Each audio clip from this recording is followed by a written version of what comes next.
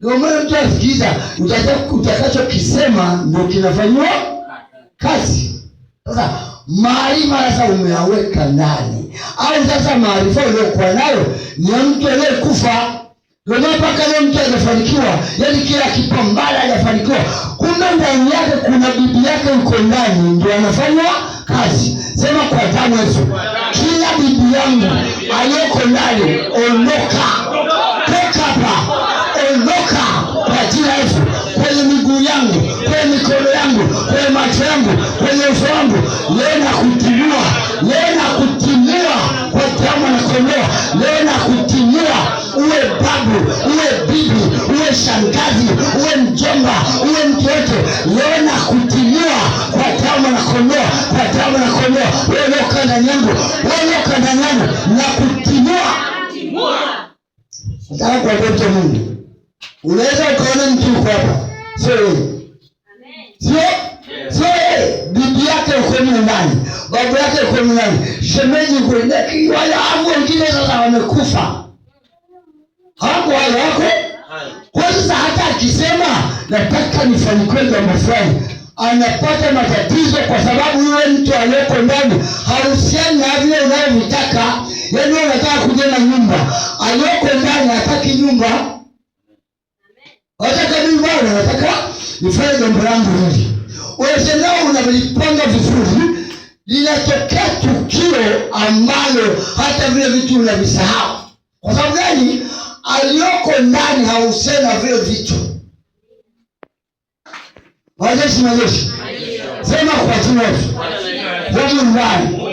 Wewe uko ndani. Wewe uko ndani. Leo nakutimua kwa jina la Yesu. Kwa jina la Yesu.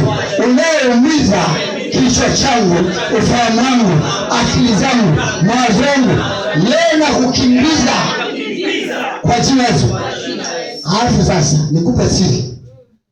Anaweza akawa sio mtu mmoja. Usije kufikiri mmoja.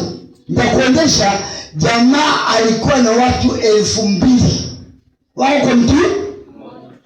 Kila mtu ana kazi yake. Huyu anaweza amekamata mguu, huyu amekamata kichwa.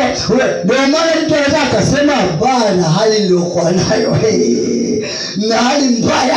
Kila ukimuuliza bwana hali ile akwambia bwana acha matatizo ndio nao. Sijui kama utaweza.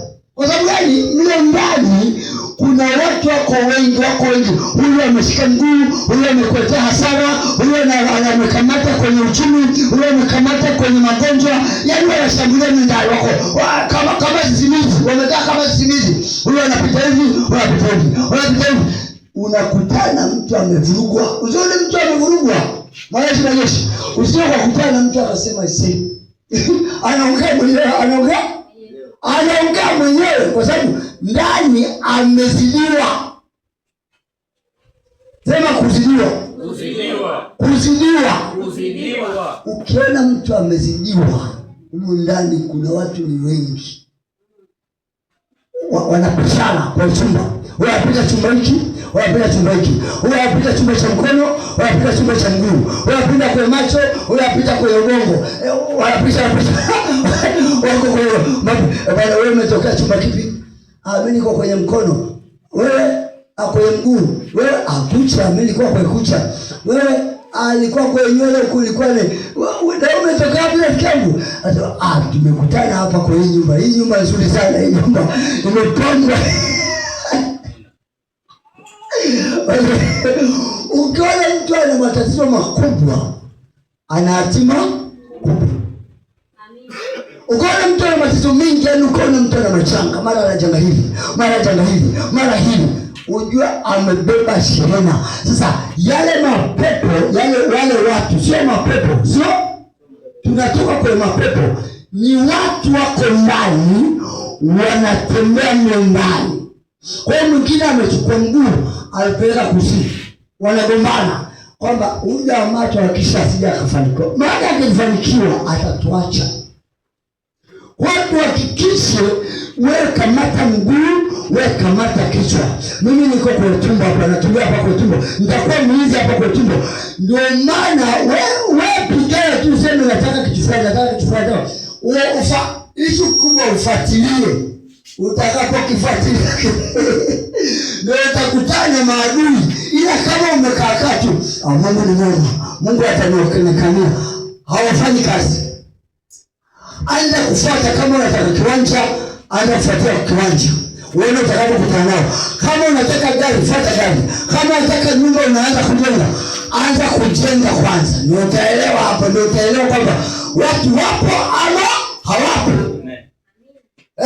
Ujio wapo ama hawapo. Anza ile kitu yako. Utaanza kuona yule ambaye alikuwa amekushikilia anaanza kufanya kazi. Maana ameshika kichwa, maana ameshika bongo, maana ameshika hivi.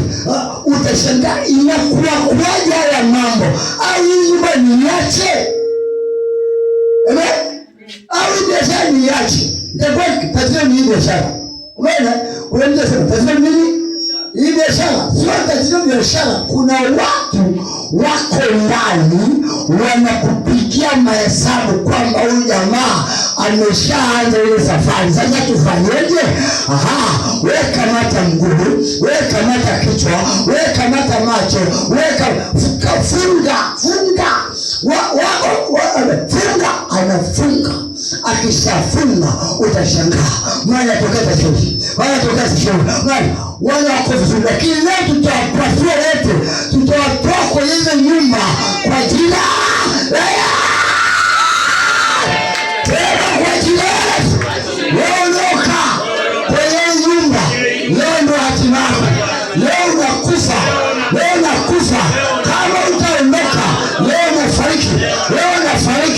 Leo unakufa kwa jina Yesu. Kama ulikufa, utakufa mara ya pili kwa jina Yesu. Juzi mimi nilikuwa naomba, nikaona mambo makubwa. Nilipoenda mambo makubwa, nikafuatilia.